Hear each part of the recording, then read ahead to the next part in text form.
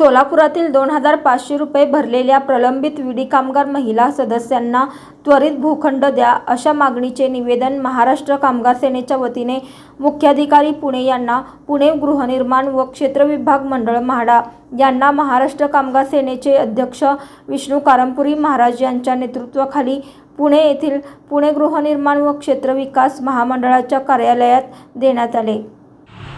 जय महाराष्ट्र। सोलापुरातील म्हाड्याच्या वतीने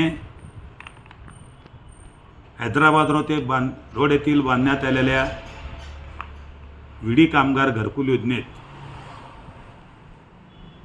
सुमारे 220 प्रलंबित विडी कामगार 2,500 रुपये भरलेल्यांना त्वरित भूखंड द्या अशा प्रकारचे मागणीचे निवेदन माननीय मुख्याधिकारी पुणे गृहनिर्माण व क्षेत्र विकास मंडळ म्हाडा पुणे यांना देण्यात आलेले आहे।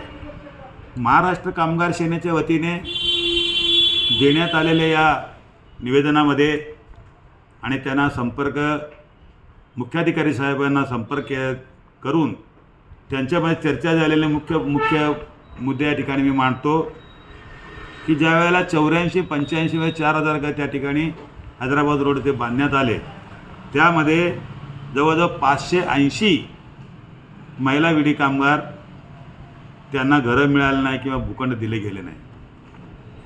2,500 रुपये भरण्याचं आव्हान सरकारनं त्यावेळेला केलं, म्हाड्याने केले।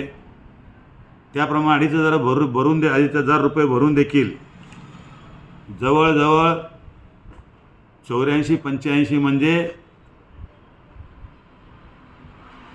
30 ते 40 वर्ष या ठिकाणी होत आहे। या संदर्भामध्ये 2016 पासून आपल्या कामगार सेनेच्या वतीने संबंधित मंत्री,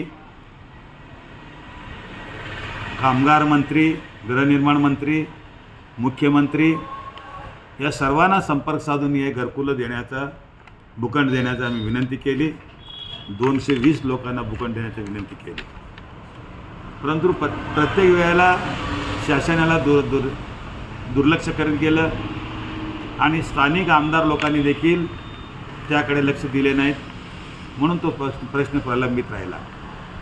आणि जवळजवळ ज्या वेळेला निर्णय घेण्याचा प्रसंग आला त्यावेळेला स्थानिक आमदार लोकांनी मदत केली नाही, म्हणून हा विषय 2015-16ला 16-17ला विषय संपत होतं, परंतु संपू शकले नाही। मग 2,500 रुपये भरून 40 वर्ष झाले तरी त्यांना 2,500 रुपये प्रमाणे देखील आपण बँकेचे व्याज धरून पैसे दिले तरी त्या मोठी रक्कम होऊ शकते। एकीकडे देशाचे पंतप्रधान माननीय नरेंद्र मोदी साहेबांनी मांगे उसको घर अशा प्रकारच्या योजनेअंतर्गत प्रधानमंत्री योजनेअंतर्गत, स्वयंरोजगार योजनेअंतर्गत आणि मागेन त्याला घर अशा प्रकारची योजना काढत असताना हे 220 लोक भूखंडापासून वंचित राहणं हे अन्यायकारक आणि त्यांच्यावर आपण अन्याय केल्यासारखं होणार आहे। म्हणून माननीय मुख्याधिकारी पुणे गृहनिर्माण संस्था विकास मंडळ म्हाडा यांच्याकडे कामगार सेनेच्या वतीने निवेदन देण्यात आले।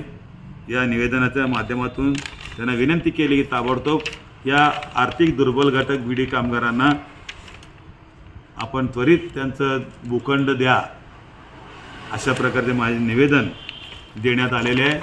या संदर्भामध्ये माननीय मुख्याधिकाऱ्यांनी लवकरात लवकर मी वरिष्ठांना कळवून या बाबतीमध्ये अंमलबजावणी करण्याचा निर्णय घेतो की आपल्याला या कामगार न्याय देतो अशा प्रकारचे आश्वासन दिलेले आहे।